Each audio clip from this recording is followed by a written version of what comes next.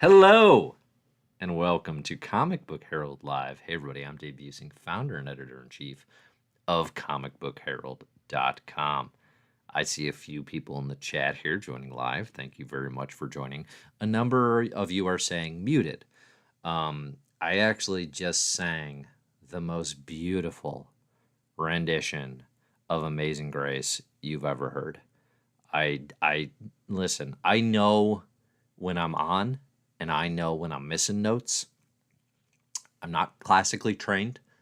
You might be surprised to hear that, but I nailed it. I crushed it. Sadly, the microphone was muted intentionally on purpose, guys. Of course, I did it on purpose. Happy Thursday. Happy week of December 7th. Here's the deal for today's live stream. CBH Live, baby. I have no notes. I have no notes. I have nothing written down. We're going raw. We're going free form. We're just going to talk about what comes to mind. I mean, the big thing that happened in comics this week, conversation-wise, is another round, the latest round of Our Comics Dying, this week sponsored by Mark Miller. That is a perpetual motion machine that recurs every I don't know, what is it, month? Can we even make it a month now without the cyclical Our Comics Dying conversations popping back up? We can talk about that, I suppose, a little. Get in your questions, get in your thoughts. We had a double Duggan in the week of X-Men comics. So we had X-Men number 29 and Invincible Iron Man number 13. Listen, it's fine. It's fine. I think this Iron Man run is fairly serviceable. I like the Cantwell run that preceded it quite a bit more. Quite a bit more. I do generally like Duggan taking the absurdity and the complete needlessness of a Tony and Emma romance, again, stemming famously, as broken by Dave Busing of Comic Book Herald, a Mark Waid idea from the history of the Marvel Universe that he had no intention of anyone ever seeing through. But so Duggan said, no, we're actually going to do that. We're going to marry Tony and Emma. I actually think the premise of doing that, but having it be a charade, right? And then having them slowly, very Hallmark movie-esque, discover they might actually have feelings for each other, it kind of works. It does, right? Is this gonna last? Are these crazy kids gonna make it? No, they're absolutely not, right? This is done as soon as we get into next summer's X-Men reboot. I guarantee it. It's not going to continue for a second longer than that, but there's going to be an inkling of connection. There's going to be some sadness shared between Tony and Emma when they have to end the charade. And frankly, I don't mind that. I don't mind that. Banksy says, am I missing essential stuff by not reading Iron Man? No, definitely not. I mean, I think the biggest, it's weird because Iron Man is an X-Men book in the hands of Duggan because he is so thoroughly integrated into the X-Office. That said, it's not essential reading. I mean, really everything you need to know has been explained elsewhere in the pages of X-Men. The big thing is that Fei Long, one of the leaders of Orchis, has taken over Stark Industries, and there are now Stark Sentinels. So if you understand that Stark Industries has been used to create Stark Sentinels, and that Orchis is using those to hunt and round up mutants in the Fall of X, you got it as far as like the big narrative about what's going on. I mean, again, it's a serviceable Iron Man run. I mean, if you think about Iron Man runs, I was thinking about this the other day. It hasn't been an amazing decade. Hasn't been an amazing decade for the character with the biggest MCU glow up of any character, right? Nobody had a higher, well, maybe the Guardians, but like Iron Man's glow up, right? His Q rating shot from where he's at pre-movie, which is like comics fans, kind of care a little, right? But no like outside presence really at all. to the leader of the MCU Avengers, the most captivating character as portrayed by RDJ Jr., right? Like, that was massive. I guess the Guardians, because their profile was so low, probably had more to gain. But I mean, had this massive momentum. But then if you look at, okay, from the 2008 Iron Man movie to present day, it starts off pretty strong with the Matt Fraction, Salvador Larroca, pretty well beloved Invincible Iron Man run. And I think that goes for about 3 or 4 years. But then you get into Kieran Gillen's Iron Man, which is probably my least favorite of his Marvel stuff. It doesn't really work for me. Then you get the Dan Slott. Actually, I'd throw, if you discount Infamous Iron Man, which I actually really liked, and I don't know that we can count it. If you discount Infamous Iron Man, which is a Doctor Doom book from Brian Michael Bendis and Alex Maleev, and you just jump to the Bendis Iron Man stuff specifically, now you got Bendis, Slott, Dan Slott, and then Christopher Cantwell. My favorite of those by far is Christopher Cantwell stuff. I think it holds a candle to the Fraction Larroca run, but the Fraction Larroca one is one of those beloved Marvel Comics runs that if I read it, I don't remember it especially well, which makes me think I probably didn't read as much of that as like maybe any well-regarded 2000s run. I mean, that's probably one of the few that I really just have not kept up with. So at some point we'll do that for the My Marvel This Year Reading Club, where we go through the history of Marvel Comics from its origins to today. It would just be the most natural, casual way I could describe that very good podcast. Xavier says here, Hulk started the MCU. Did he? Did he? Does anyone agree with that idea? That doesn't seem like an important fact to try to cling to. It really does not. Okay, you can have your Ed Norton Hulk. Sorry to have stomped on that. But yeah, I mean, so anyway, so I'm saying the bar for like a good Iron Man run isn't super high. And then if you even go back beyond the first 15 years, I mean, it's even lower. Right? Like, if anybody, I mean, listen, there's decent Iron Man stuff. Demon in the Bottle actually holds up really well. But not a character with a fantastic history. I actually love Silver Age Iron Man. One of the reasons I love Marvel Comics so much is because I got my hands on a black and white copy of Essential Iron Man, which is like the first, 30 issues or so. And the early Stan Lee, Larry Lieber, Don Heck, like Silver Age stuff. The whole time I'm reading it, I'm like waiting. I'm like, when is the world gonna know that Tony Stark is Iron Man? And it ends with him like fighting the Titanium Man in Russia. That was like integral to me getting into Marvel Comics. They're not as good as like other 60s stuff I would come to learn. The peak is Amazing Spider-Man, Fantastic Four, Doctor Strange. But at the time, I was like, oh, this is super fun. I should start reading comics again, or really for the first time. But anyway, the point being, the Duggan run is going to fall somewhere in the middle of all of that. It's not the worst. It's far from the best. It's fine, and it's inessential for the Kirkhowe era, which means, don't worry about it. Like, if you're not reading it, don't worry about it. If you hower and you're enjoying it, great. The other Duggan book, of course, is X-Men number 29. Listen, I've said this many times, but I have a very high bar for creators writing Thanos that aren't Jim Starlin. If you're going to try, there's a very good chance I don't like what you've done. I have similar feelings about Doctor Doom, but Doctor Doom's creator ownership is so varied that it's not nearly, I'm not nearly as possessive or weird about it. I guess maybe I'm still weird about it, but not as possessive about it as being owned by a single creator. Jonathan Hickman writes a great Doctor Doom. I think if pushed to it, might be the reason I like Hickman Marvel stuff. Like, if you took out the fact that he writes a real great Doctor Doom, am I still that into it? I don't know. Impossible to say. Don't want to live in that alternate reality. Duggan, again, serviceable. It's fine.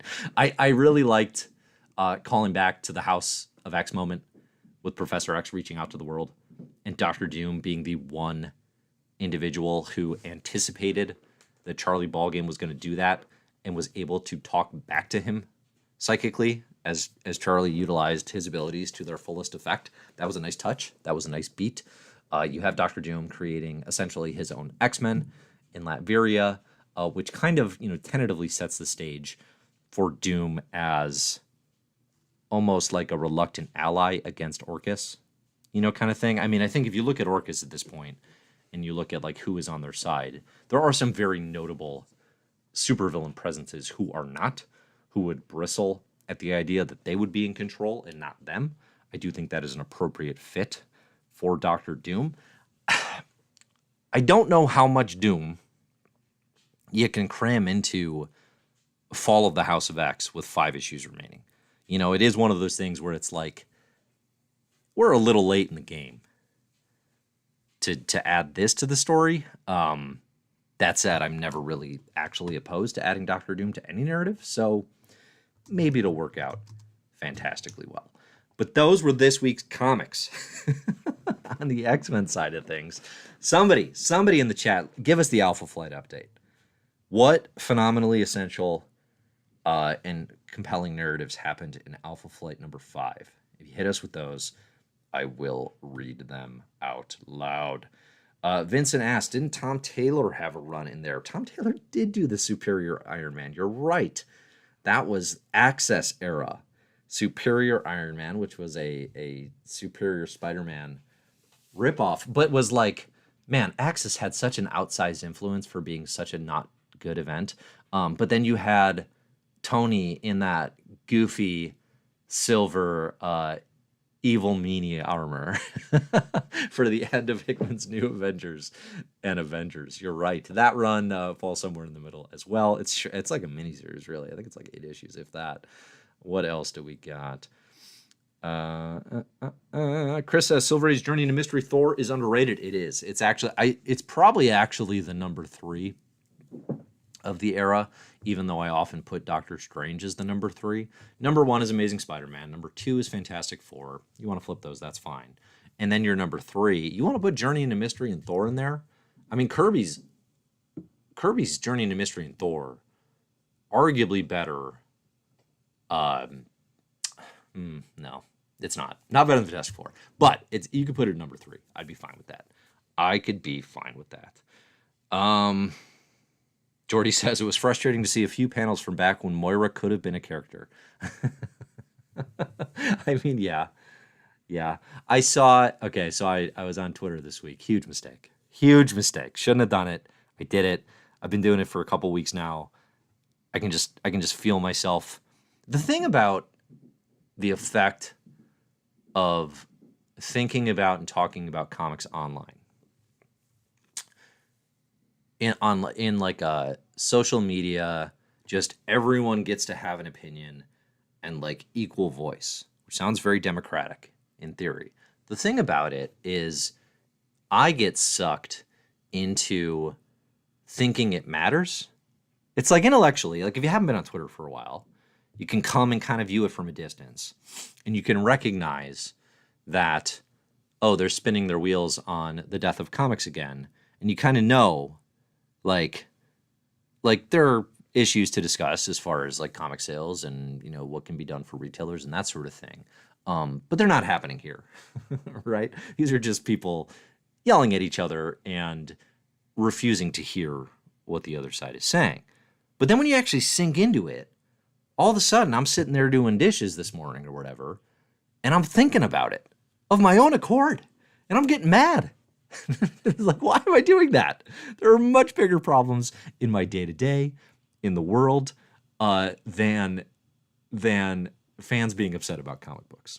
Now, granted, I have this position that I have chosen for myself of of talking about comics on the regular, but man, it warps your brain. It really does.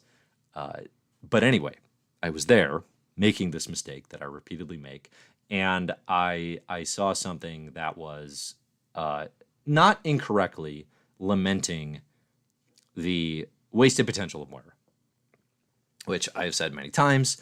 This is my Joker moment, I guess. It's like, the NBA analogy I always use is the James Harden trade from OKC. Like, this is the biggest what if moment for me in the entire House of X era, and maybe in my life in Marvel Comics, and is, what if Moira hadn't been reduced to evil robot Moira?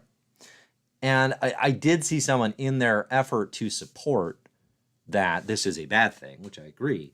They were reiterating the point that I think, again, I probably raised the first time, which was in a video way back when, where Marvel interviewed Grant Morrison and Jonathan Hickman.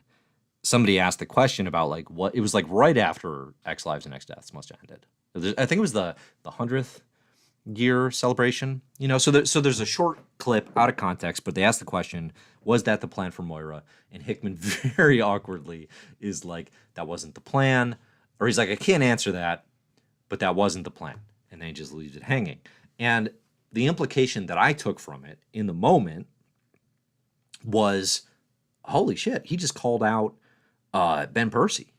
like that was the way I read that when I heard it live the first time. Upon further reflection and from talking to some inside sources, I think the intent of what he said, in maybe the worst way possible, was to say that was not the original plan. Because every other indication is that Hickman was, in fact, involved in the X Office. I don't think Percy's X Deaths of Wolverine just up and decided to change the Moira plans of his own accord. I do not believe that for a second. That is not what has been reported anywhere. If that story comes out later, it will be news. It will be actual news to this history. And listen, like there is some potential here for a very interesting, to a small portion of the population, oral history of the X Office days. Right? Were things as amicable at the end as has been reported? Is there actually more animosity there? Or is what we have been told more or less the truth? But the one thing I saw there was like and it's a consistent narrative that pops up a bunch of places, but it's the idea that Hickman had a plan and that he's a victim and other people took the characters and did other things without him. And I think Percy specifically gets way too much blame in that regard. I have been critical of comics and of storytelling choices that Percy has made, but there's no question I have about the competency. And I did this in the videos at the time, I really do celebrate, like, someone had to step up and have the guts to write the Moira story after Inferno. Somebody had to own that, knowing full well they were going to be the creator post Hickman. They were going to be the one who had to try to measure up to the auteur visionary that set the stage for everyone, that everyone was very upset was leaving. That took, like, creative confidence. Okay? I don't think it worked. I think the story fell off the tracks after, like, issue 3. But listen, took a swing. Okay? And I do not fault him one iota. In fact, I commend him for being the individual to step in and take that swing. So anyway, I forget. Oh, we're talking about the Moira thing. Yeah, so like that Hickman is not blameless in the wasted potential of Moira. I think that's the big thing that too many fans seem to ignore. Hickman did not deliver on any of that potential for 2 years until Inferno, by choice, by design, for whatever reason. Like, that would be my one question. I get an interview with Hickman. I get one question. It's, why didn't you do anything with Moira? You coward. If I only get one, I'm insulting him. What's the worst that can happen? He's leaving anyway. Xavier says people are opinion sponges. That's a good point. That is certainly true. And it's a hard thing to fight. I've certainly been that way throughout my life. You absorb things and you try to make that a part of yourself and you don't quite know where you got it from. I mean, we all are to a degree. But it's important to question those things sometimes. All right. What other questions do we got? Bird Nerd has not read issue 5 of Alpha Flight. Sorry, everyone. We cannot recap that. live on the stream. That was our only chance. Chris says Alpha Flight is good. That being said, I haven't read it, that is the best way to read Alpha Flight. Like I have the highest opinion of Alpha Flight when I have not actually read any Alpha Flight. A lot of opinions also being formulated around books and stories and publishers of things that folks have not read. Like, we should not be surprised by this, but just never underestimate the ability for someone to have absurdly strong opinions about media they have and art they have not consumed. Never underestimate how often that happens. All right. What else do we got? Okay. Mr. Evil Dr. Porkchop asked the important question here. Here's the big question. Is Moira still a good baby name? I don't want to insult your child, if that's where this is going. If the reveal here is, in 2020, we named our beautiful little girl Moira, I don't want to tell you no. You do also have Schitt's Creek in your corner on the Moira front. Do we have any others? Are there any other well-known Moiras or Moiras? I couldn't even tell you. Moira McTaggart. If I type in Moira, I get Moira Kelly and Moira Quirk are my first two Google options. Moira Kelly was on The West Wing. Apparently has a shocking truth behind her departure. Now I'm just pure Joe Roganing it, and I'm just reading Google to you. Let's stop that right now. Is it a good baby name? Listen, if it suits you and it suits yours, congratulations to you and your family on little baby Moira. Personally, I'm going to go with some other options. Because I do not want a child that every time I say their name, I get weepy. and I'm like, oh, such wasted potential. That's a horrible position to put yourself in with a kid, right? With your kid, we're out of the box, out of the gate. You're like, oh, wasted potential. Like, that's not where you want to be with your own child. So I think that is dangerous. Maybe consider renaming if that's where you're at. But maybe you like Evil Robot Moira. Maybe you're happy with where things are at. And then you're less concerned. I mean, I think that's fine. As well. Bird Nerd says, I just don't understand why the X Office didn't sit Hickman down and just mimic his vision. I mean, for all we know, they did. You know, I mean, I think on one hand, that's not how creative people work. Like, that's an absurd... If the mandate was, all right, 5 relatively established comics writers write books exactly like Hickman, we would have horrible comic books, right? Like, we would have no room for creativity. We would have none of the good stuff that came from the pen of Al Ewing, Kieran Gillen, Victor Laval, and we would just have horrible imitations.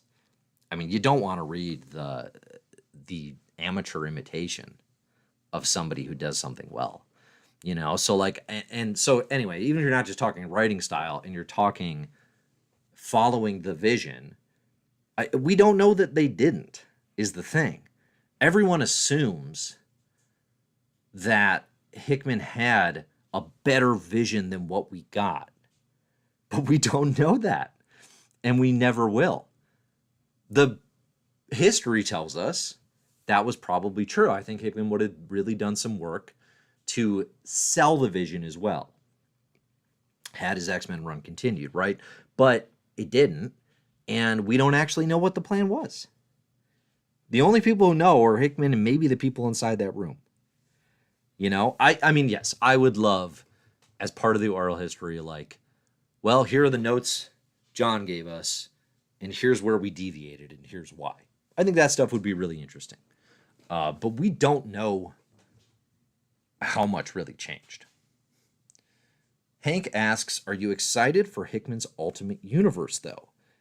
This I'm glad you asked, Hank. Thank you.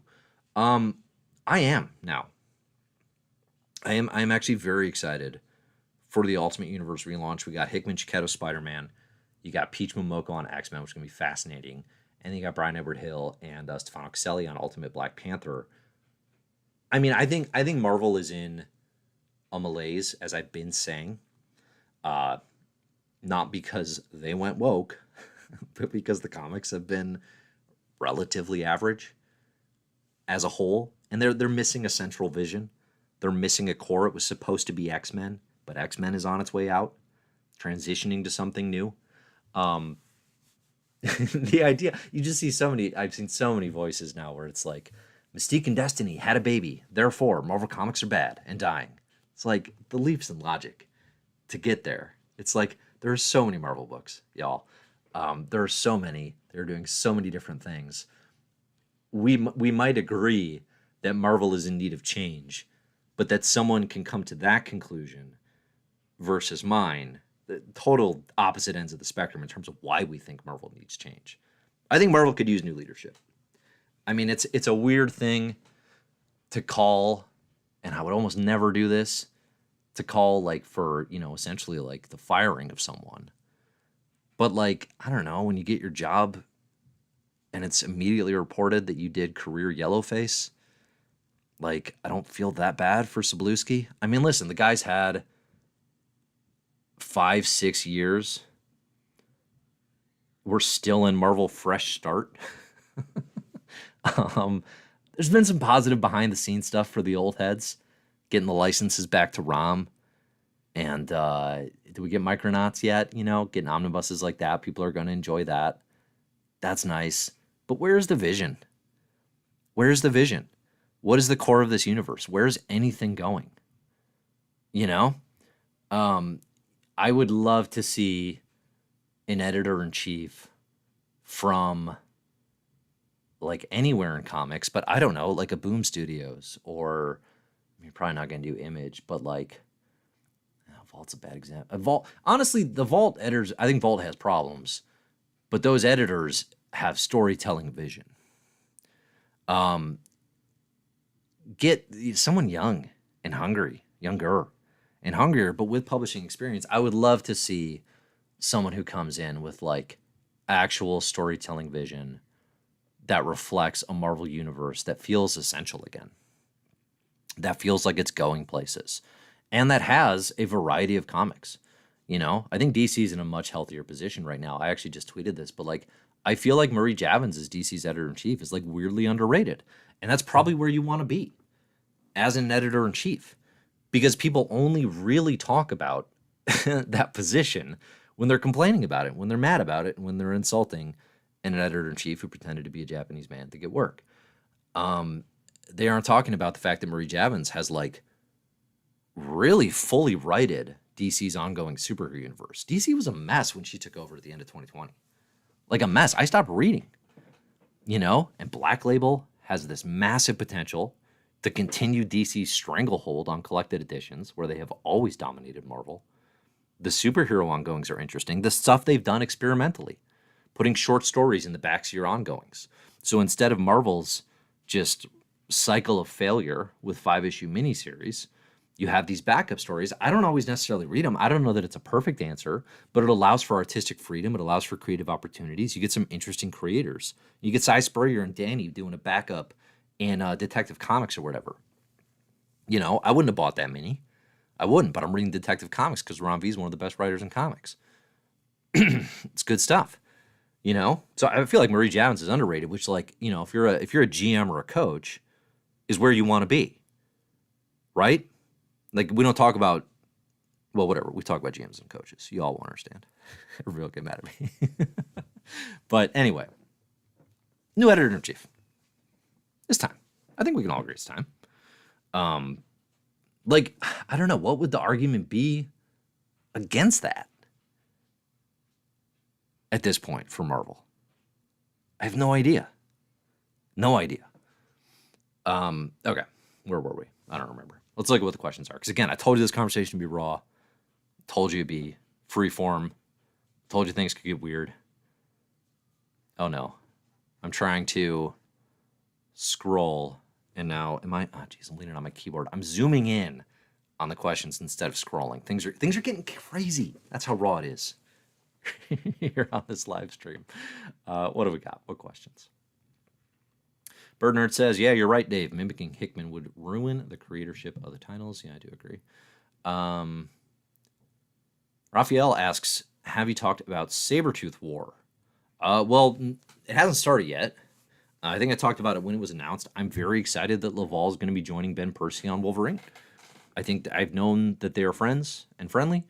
I think the two of them writing together, combining their Sabretooth and Wolverine arcs, is going to be pretty interesting. I'm a little confused how it's going to fit. I think Marvel, the biggest danger that I see with the fall of the Powerhouse of X and the rise of the Powerhouse of 10 is, like, we're doing this event as a classic Marvel event. This isn't going to be Hoxpox where everything else gets shut down and they have 12 issues and that's all that matters.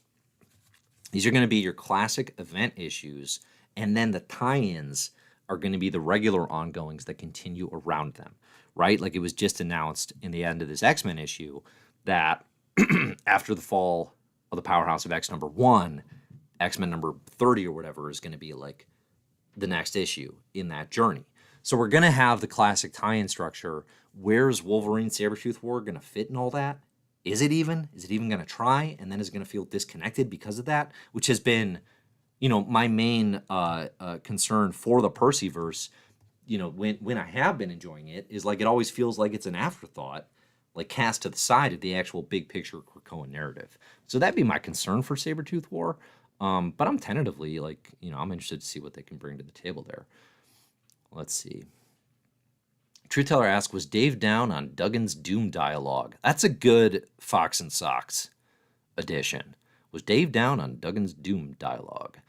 Not especially. Not especially. Not in the upper pantheon, and not the worst. It's what most things are in these hands. It was fine. Ryan North wrote a great Doctor Doom this year. Who's the other one? Al Ewing wrote a great Doctor Doom this year. We got Al Ewing Doom, and we got Ryan North Doom. We had two of my favorite Doctor Doom issues of all time this year. It was a good year for Doom. I said this previously. The Ryan North Doctor Doom Travels Through Time story was amazing. The one where he makes the Fantastic Four forget every letter of the alphabet, except the letters that spell Doctor Doom. Like, one of my favorite just goofball comic plots or beats of all time. And the Venom Al Ewing stuff, more time travel, more Doom. We ate okay on the Doctor Doom side of things. I didn't need for it to come here. Xavier asks, how long for Marvel to ask someone to reboot Beast? I mean, by the end of this run, for sure. I mean, by the end of Percy's X-Force, the button will have been pressed for the next era to reboot Beast. They're not going to continue this. There's no chance.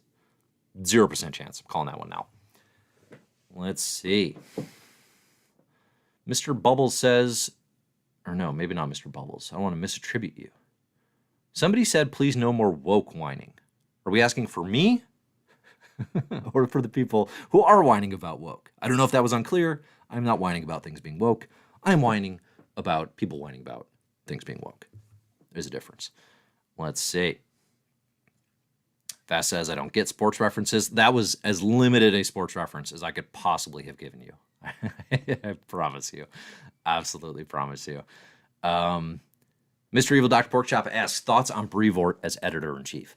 I might be more pro Tom Brevoort than a lot of comics fandom. I've been reading his weekly newsletter is, I think, very informative and honestly interesting. It gives a lot of inside baseball perspective on what's going on at Marvel now, and then just a great sense of history as well with just comics in general. I don't question for a second that is an individual that loves the medium and cares about its history.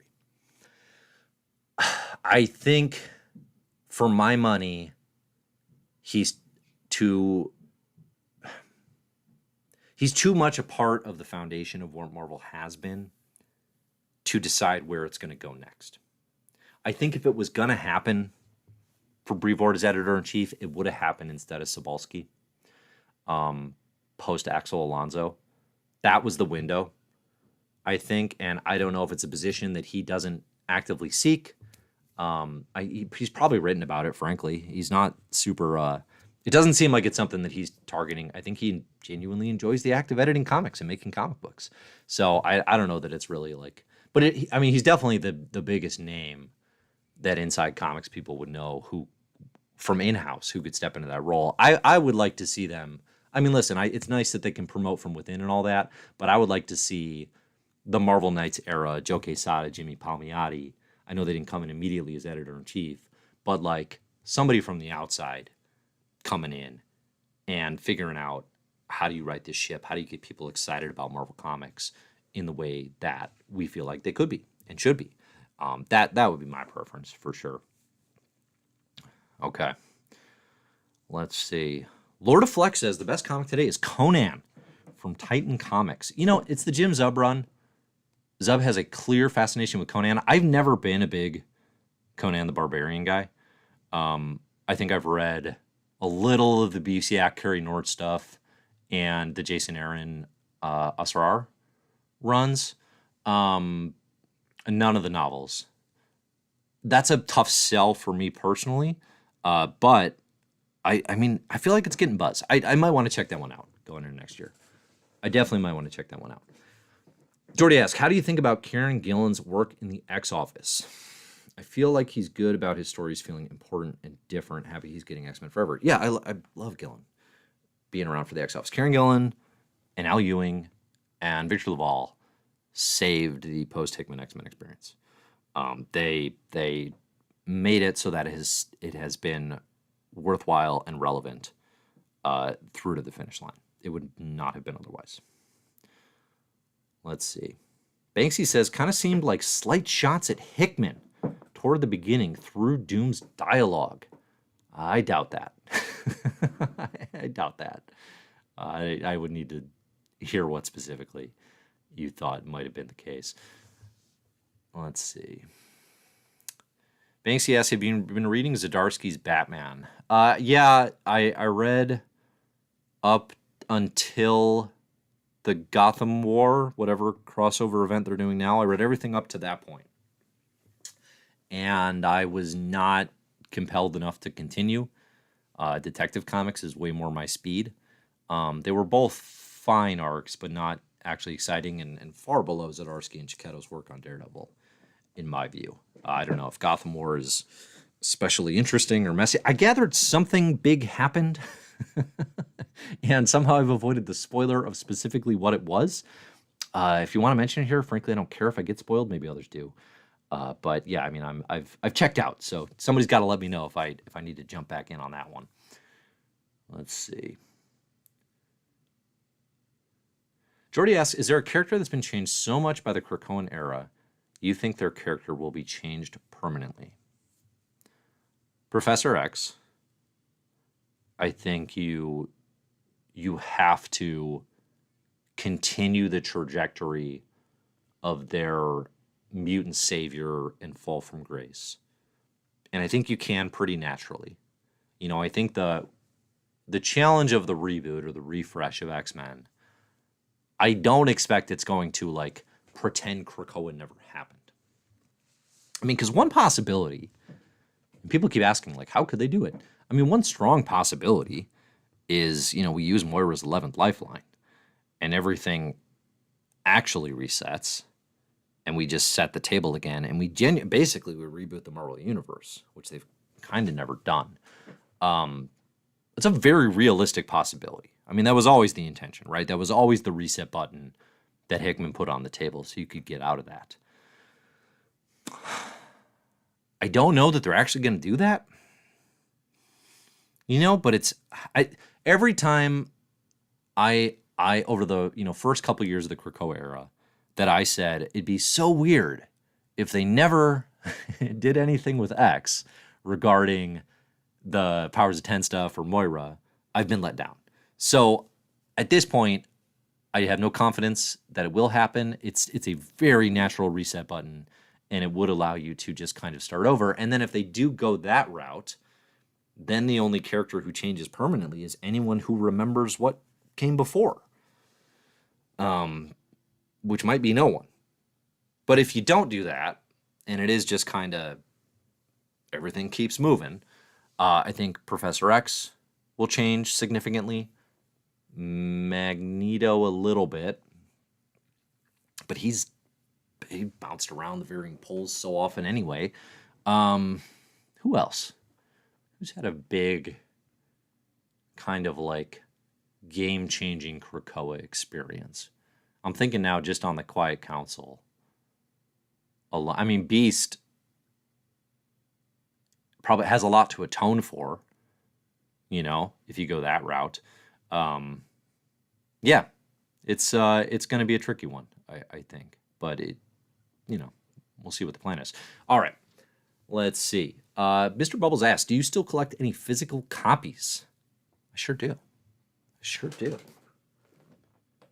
Got them back in the long boxes in the closet. You can't see them. Yeah, I just went to the comic shop this weekend. Go to your comic shop, pick up your holds.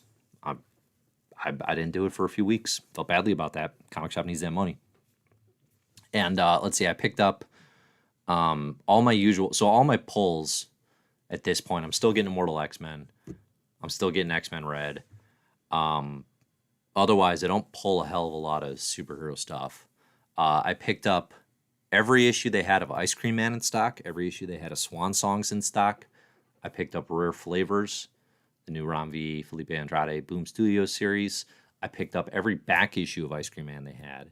My favorite comic book, I have the hardcovers, but I don't actually have the floppies. So I'm on a hunt to just get all the floppies. I'm going to have this book in like 8 versions. It's that good. I prefer reading a physical copy of a collection. So I will typically use my local library for books that I'm excited to read. But like I don't read a lot of my floppies, I will say. And that's why I often talk about it as, sort of a deranged behavior, because it is like, it's not actually my preferred way to read story more often than not. Usually I'm just cycling through digital review copies if I feel like I need to read something urgently. But like otherwise, I would rather get a nice collected edition from the local library, and I'm looking here. I've got this one from Abrams Comic Arts right now that I'm working through, The Superhero's Journey by Patrick McDonnell. A lot of people talking about this as contender for one of the favorites of 2023. So yeah, I mean, I do actually prefer physical media, but I probably read 60% digital just because it's so fast and easy, mostly with library apps. And I say this all the time, but Hoopla, Libby, your library card, absolute best friends for reading comics. You can read so many free comic books that way. I could not recommend it more. Okay, what do we got? Chris says, will Forget Me Not ever come back? I did see a tease today, and then I forgot it immediately. What was it? No, I saw a tease today. Comicbook.com had the headline, Al Ewing promises to resurrect this X-Men icon in the series Resurrection of Magneto.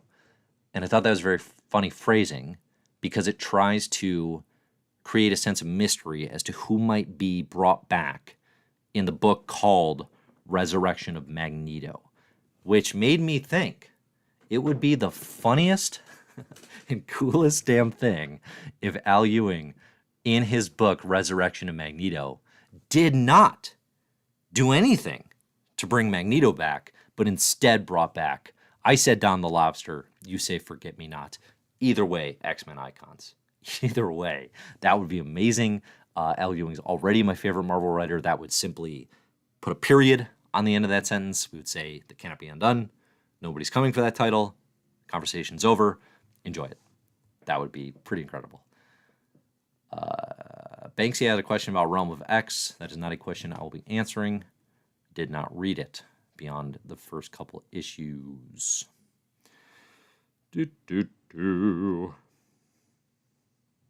Deus Empyrean says, I'm sure Hickman left Marvel a blueprint to follow after he exited. Why do they have the need to go back to basics?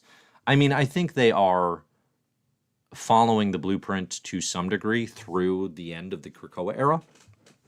Like, the blueprint is for the Krakoa era, for as long as Marvel cared to sustain it. They could have chosen to keep it going. They've chosen otherwise to refresh it and try to make it newly exciting, probably in anticipation of, eventually the MCU is going to start using X-Men stuff, and they're going to want the comics to be similarly accessible and exciting. So it's hard to know exactly how back to basics it's going to get. I think that can get overstated. A lot of assumptions being made without an iota of evidence or even like creative teams attached. So, I've been saying 5 years is a pretty long run for the Krakoa era, and that's how long it's been.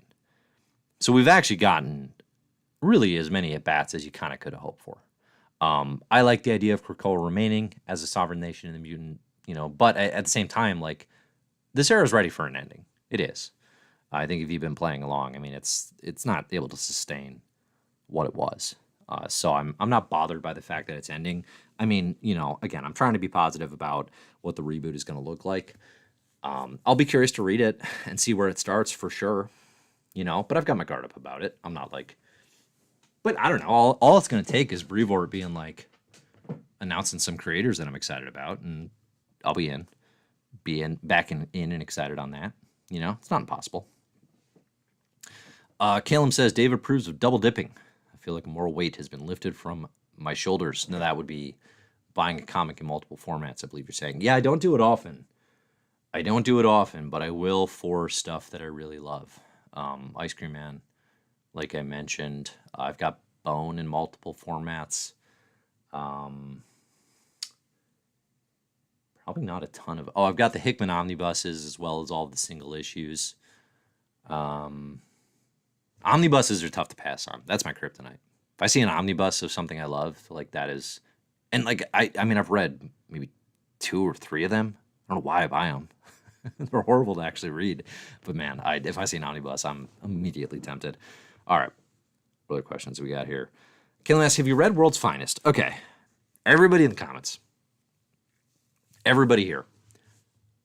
How much World's Finest should I read? Because people seem very high. You got Mark Waid. No, who has a greater love of the superhero medium and its history, actively writing comics than Mark Waid? That's why you see these conversations this week about Death Comics and all that nonsense.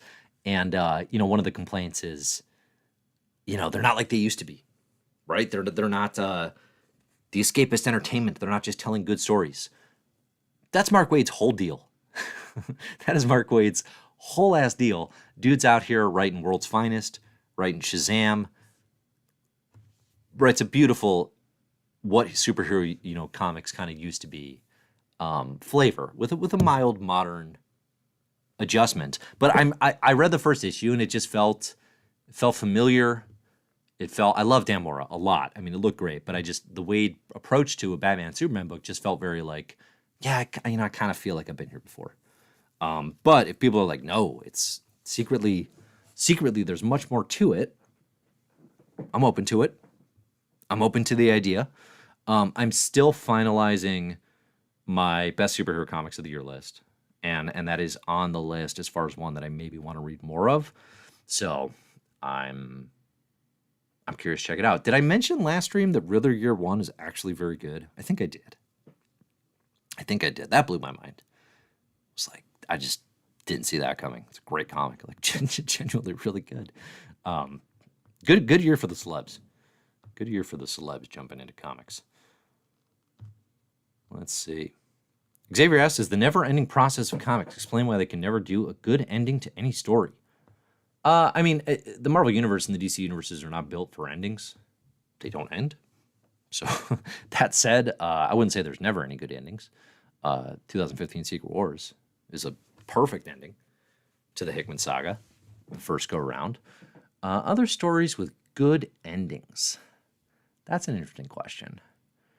I actually thought Ultimate Spider-Man, Death of Peter Parker into then Miles was an effective ending of sorts.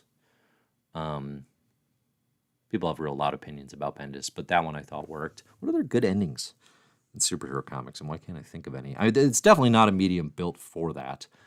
It's definitely one of the biggest problems events have too. Like Marvel events, it is very hard to close the door on a Marvel event. And, because it's all about, inevitably, it has to be about setup for the next thing to come.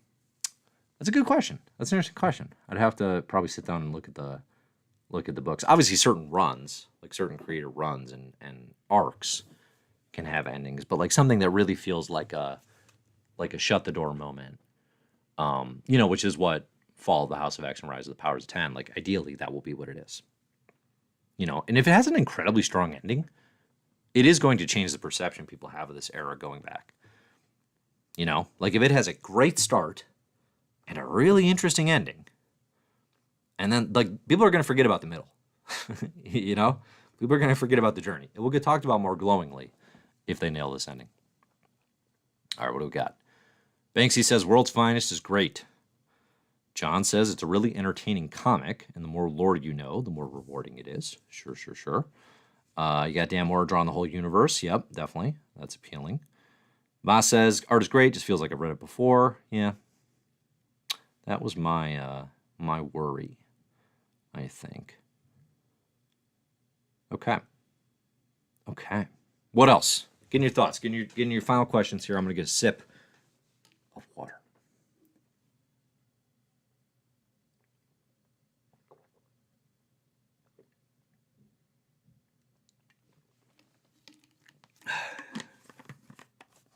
Let's see. Suggestions for good endings. Number of people naming Secret Wars.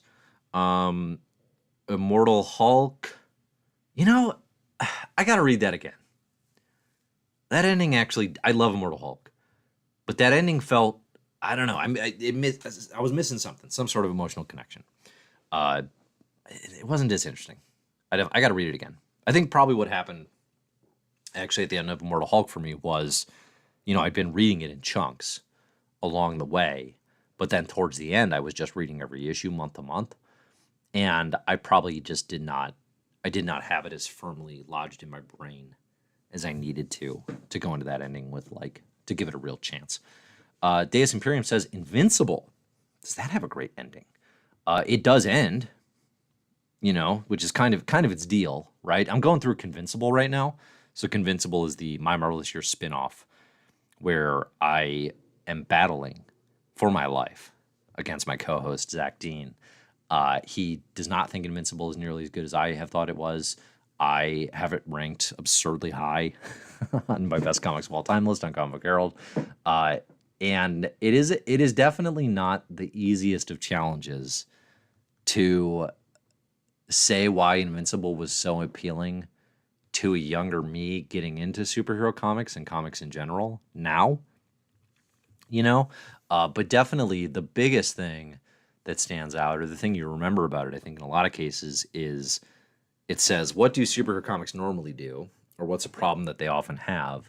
And how can we better replicate that experience? And one of the big ones it does, of course, is, it ends. It actually has an ending. That alone, it makes it unique in superhero comics. I'm seeing some people here asking about Invincible. It is, so all you need is, it's the My Marvelous Year podcast feed. We've done episodes 1 and 2. So episode 1, we read through the first 18 issues, and then I think we just read up to issue 35. And for the next episode, we're going to keep reading Invincible. We're also going to watch seasons 1 and whatever's come out of season 2 of the animated series. And what I'm hoping to do there is to use how the animated series has used the foundation of Invincible to make something potentially more modern and more interesting to continue the conversation around is there meat on these bones? Is there more worth to this series than Zach is seeing? Maybe that comes out in the animated series is what I'm kind of hoping. Right. So, but yeah, Invincible's coming out. I think, basically we're putting one a month. But My Marvelous Year comes out weekly. Like, subscribe, and share, y'all. Somebody said they subscribed to my channel because I said please in my videos. So please subscribe, and share. Okay.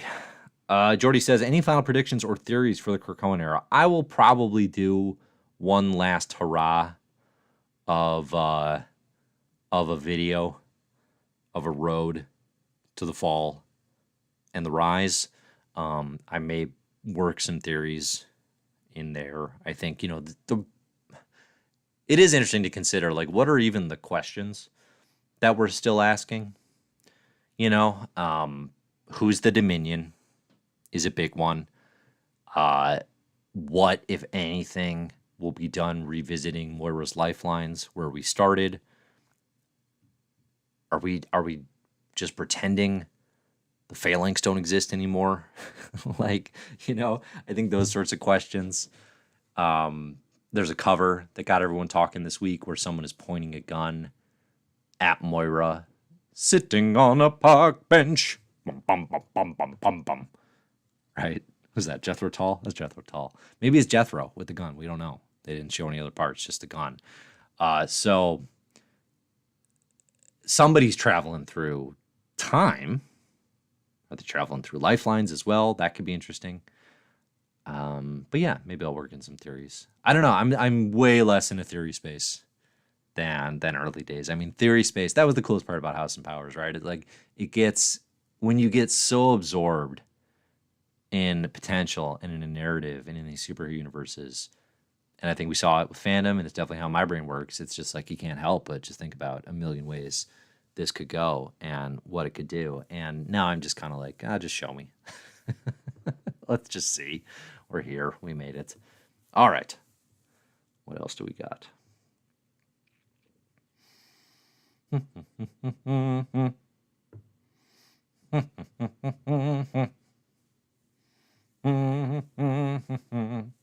I think we did it.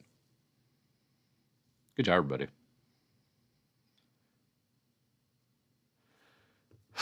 Vass says, do you think we'll get a Lord of the Rings style battle moment when we see Doctor Doom's mutants ride in to save some of the X-Men and join the final battle? I mean, maybe, but that wouldn't be that exciting.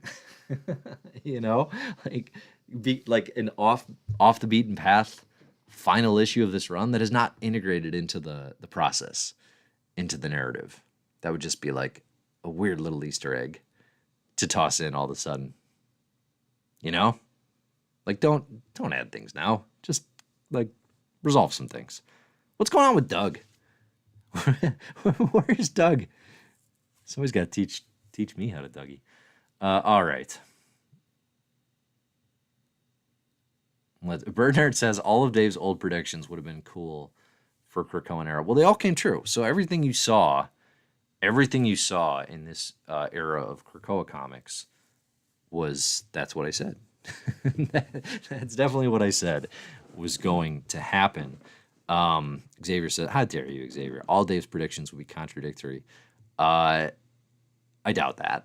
I doubt all of them. Maybe a handful. I'll give you that. Dave Stinney has hit more often than Dave Stinney has missed. I think if we're looking back at what really matters, and what really matters here is, did I hit on stuff more than I missed? The answer is definitely no. But the big stuff I hit on was pretty good. I hit on Victor Laval writing Sabretooth 8 months before that was announced. That was a dope call. Good job, me. Anything else come to mind? There's probably other stuff too.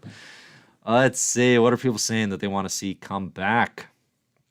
Manifold has to come back. Yeah, what's Manifold doing? It's good. Maybe he'll be in Resurrection of Magneto. That'd be nice. Where's Doug? Where's Krakoa? These are important questions. What are they? Doug's just in Krakoa's belly, but we don't know anything that's happening there. Presumably that will come up again. Do we think that's going to be a Gillen Rise of Powers thing? Because I feel, possibly, right? He set that up, but it's also I kind of want Doug and Krakoa to play a role in the present day, in the Fall of X stuff. I feel like that makes more sense. But yeah, those actually feel like maybe the most pressing questions. Yeah. Okay. Final thought here. Calum says, have you heard of the comic channel Casually Comics? She is a pretty cool YouTuber and sane. Those are the nicest combination of things to be. The rarest of combinations as well. I have heard of it. It seems like a solid channel. I've watched it a couple times. I tried to collaborate with her on podcasts or whatever, but I can never get a hold of her. And people have lives, people have other things going on. But seemed solid. Check it out, Casually Comics. All right, y'all. Thanks for joining live. Much appreciated. Again, I told you this is going to be raw. It was going to be deep. It was going to be earnest. It was going to be transformative. Now I'm just saying words, which is really what these streams are. No notes. We did it. That's a full time. No notes, no plan. We covered an entire hour with like no comics to talk about. Hard to do. Next week should be way easier. Next week's going to be way, way easier because we've got X-Men Red ending. Obviously, a sad day for me, but it will be an interesting comic book to talk about. We got Immortal Thor, Big Al Ewing Day. And when is Gods back? We haven't had an issue with Gods in 100 years, right? When is that? Is that the following week? That's the following week is going to be Gods number 3. Okay, so we should have a little more meat on the bones. Going forward, final thing. What's good in comics? Final rec. Check out Miles Davis and the Search for Sound. Okay, check it out. Nope, that's not it. That didn't work. Uh-oh. We've entered the mirror dimension. Everyone run. Everyone bail. Quick. It's going to get weird. Check out that comic by Dave Chisholm. Miles Davis and the Search for Sound. He also did a great graphic novel about Charlie the Bird Parker. Cue up some jazz. Listen to Miles Davis tonight and read that graphic novel. That's my recommendation for what's good in comics. Thanks, everybody. Enjoy the comics.